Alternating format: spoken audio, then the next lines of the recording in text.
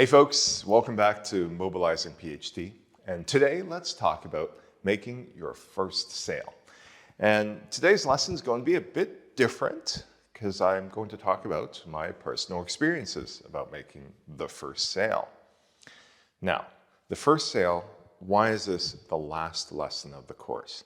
It's the last lesson because you've done a lot of the hard work. It's not most of the hard work, but you've done most of the hard work to get started. And you've talked to clients, you've developed your product, you've done some marketing, you kind of have a feel of what works, but not quite yet because there's no revenue yet, right? So what defined works? What defined works is actually making that first sale, going from 0 customers to 1 customer. It's rather binary, actually, in the beginning, right? You either have no customers or you have 1. And this step is very important because it's the difference between stated preference. I'm going back to research talk. It's the difference between stated preference and revealed preferences, right? When you interview potential customers, when you talk to potential clients, at that stage, you are asking them, would you pay for this? Would this be useful?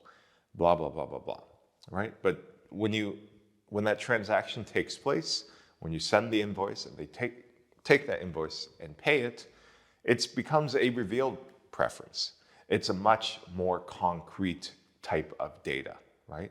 Someone has put their money where their mouth is, and that's when you move from 0 customers to your first customer. So 0 sales to your first sale.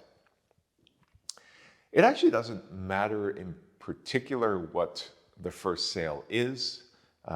It could be a tiny thing. It could be a big thing. Most likely, you'll probably want to start with something small. And the first sale is also important for you or for me because it inspires confidence that there'll be more to come. It's a data point. When you have no data point and you go to 1, of course, 1 doesn't really prove anything, right? 1 is, if you're a researcher and you have 1 data point, it doesn't mean much at all statistically. But it certainly does make you feel good, and you'll definitely remember that 1 sale. Although the first sale is kind of where the Mobilizing PhD journey ends for you. All right, it's the steps up to the genesis of your company, but there are many steps now forward to operationalize that company, right? Once you have the first sale, then you got to deliver the first product and blah, blah, blah, blah, blah, right? So you then need to operationally figure out how your company can scale. And if you're making things, you got to manufacture the goods. If you're a consultant, well, now you have to talk to your client and produce a report and that whole thing. So just because you have that contract signed and that invoice paid, it's only the first step. It just proves that your idea could potentially work. You haven't even executed this yet, right? You've just signed something saying that someone wants it and is willing to exchange money for this thing that you're doing. So, a story about my first sale, as you would call it. A colleague asked me this, and I was really caught off guard because I honestly don't think I remember. I could look back into the books and see what it technically is, but sometimes, you issue the invoice and then it pays much later, or back at the time, I was also, doing some lectures, but on behalf of another group. So maybe that first sale came at the moment that someone asked me to give a talk, right? Here's 100 euros. Would you like to do this talk for this class? And that wasn't even recorded on an invoice. But don't tell the tax authorities. But like stuff like that in the beginning that you don't really register as your first step towards entrepreneurship. But a lemonade stand, for example, when you go way back, I used to sell Coca-Cola cans in middle school. I'd buy them from the supermarket, bring it in my backpack, put it in my locker, and then 30 cents, and it would turn into 50 cents, profit margin of 20 cents, to fellow classmates. That got shut down pretty quickly by the high school teachers. But, if you were to say what was the first money-making adventure, you could go even as far back as that, right? So if you think about your first sale, you as a person may have already had these inclinations to do sales. But the first sale in this case, we're going to stick to, like, what's your first sale as a company, as the thing that you want to do as a part of this Mobilizing PhD program. My first sale, I believe, it was giving a bike tour in Eindhoven in the Netherlands. And that tour was about my PhD knowledge. I think it was 2-3 years into my PhD at the time. And that bike tour kind of incorporated the knowledge about bicycle infrastructure, how do you design bike paths, how do you do traffic calming. So more of a practical application of the more theoretical research I was doing about cycling experiences at the time, and showcasing what could be done to an international group of participants, right? If you have a chance to visit the Netherlands, it's actually pretty cool. So using the city as a bit of a playground, as the presentation, the tour of various infrastructure in the city. And people came, I got paid for it. That was pretty cool. Another early memory was giving a talk about bicycle infrastructure. And I believe I got invited somewhere pretty far. I don't even remember where it was, but it required a plane trip to get out there. And the pay was almost nothing. It was like, come do a talk, we'll pay for your room and your flight, one of those. And then there was a very tiny honorarium. So in reality, not really worth my time, but it was the first time like, maybe I could do talks, right? That could be a service I provide. I mean, the client in this case was paying for flight and hotels. It's not an insignificant layout, right, in terms of the other party. For me, I got to travel, but there was not much of a financial upside. But I would classify, if you consider what the organization is paying for, flights, hotels, you add it all up, plus a little bit of honorarium, they're paying a significant amount of money to have me there. And I thought, well, if someone's willing to do that, that could be an interesting pathway. And I would consider that perhaps the first sale on the giving talks. You see already the genesis of two business ideas, right? It's like, number one, giving tours. Number two, giving talks. Interesting. And then back at that time, I was also making YouTube videos. If you look all the way back in the Urban Cycling Institute channel and just look way back in the video history, you'll see my earliest videos. It was about summarizing papers on bicycle experiences, right? So urban design, cycling, and I was doing my first paper at the time, literature review, and I decided, let's make some video reviews. Maybe there's a mass audience of like 1 million PhDs out there who are doing the same thing. Turns out it's a very niche market. The videos didn't get that many views, but now that I'm talking about these videos and using those as an example, maybe, my first videos will start getting 1 million views, just so you guys see how embarrassing it is as you click through. So that was like the genesis of the video idea. And I did that for a while because I thought that would be quite interesting to help others. And later on, it became something much bigger until I decided I was in this place called Zaandam in the Netherlands. And that place really spoke to me. I thought, wow, it's really cool architecture. It's a small town in the Netherlands, but they decided to do something really, really thematic with their buildings. It's like a postmodernist type of feeling in the architecture, and they did the station redevelopment around that. So I decided to go, spend a day on the city, and what if I just filmed a video? Like I called it the City Unboxed series. What if it's like a tech review, or you like unbox a camera or an iPad, but instead of doing that, you like visit a city for the first time. So that was the genesis of City Unboxed, which then got funded into a whole series by EIT Urban Mobility, right? So that became a cool business. So that was the first thing that got sold on the video front was that. Wow, now that I'm talking about, okay, example number 4, let's go to online courses, right? I was working with one of the mentors in the program right now, Leo Steinberg, on this online course called Designing the Cycling City, which actually later ended up being the title of my PhD thesis. Interesting. So, Design the Cycling City, and we're selling that direct to customers. So we got like 40 people signed up, I believe, at about like 49 euros each at the time, or it was US dollars. And that was the first sale on the online courses front. So I've been doing online courses on Coursera on behalf of the University of Amsterdam, and I made a couple with some colleagues until then.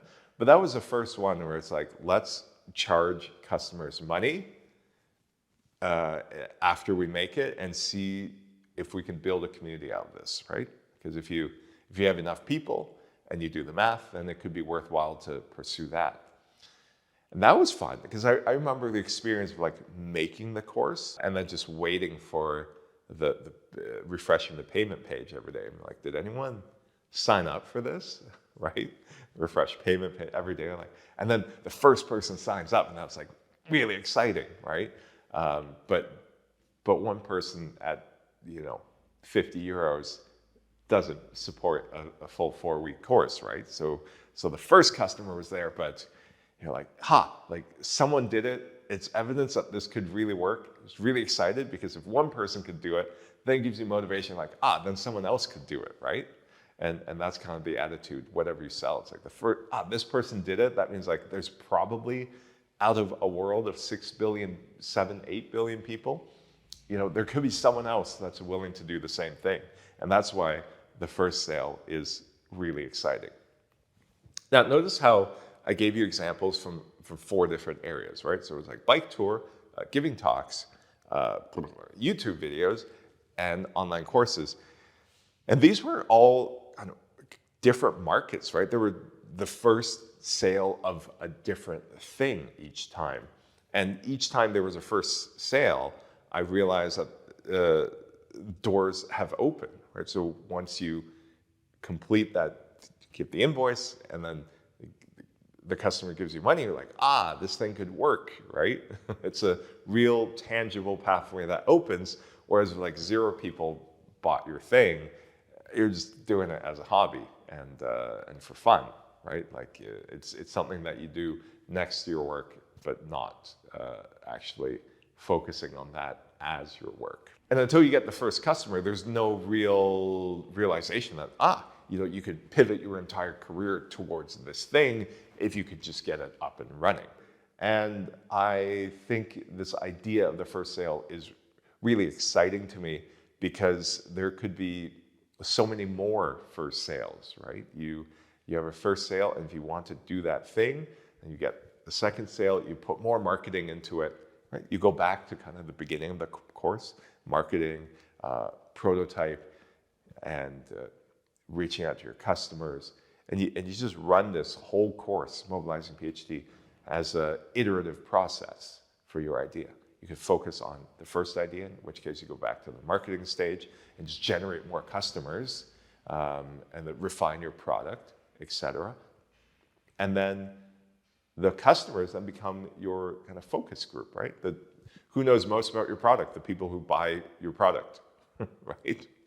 So they plug in at some point in the cycle of the process where you're building a product, interviewing customers, talking to customers, but now they're real customers and not potential ones. So you have their contact information ideally, and you could probably call them up. They have your product, they paid you money, so I think they'd be interested to talk to you. And then that way you can speed up the process of how do you make the product better. And in terms of marketing, on social media, it's fun because you have feedback, not just monetarily feedback by people buying your stuff, but also feedback on, you can see in the comments how many likes you get, how many views you get, and people can give you feedback, even if they're not purchasing, they can tell you why they're not purchasing, right?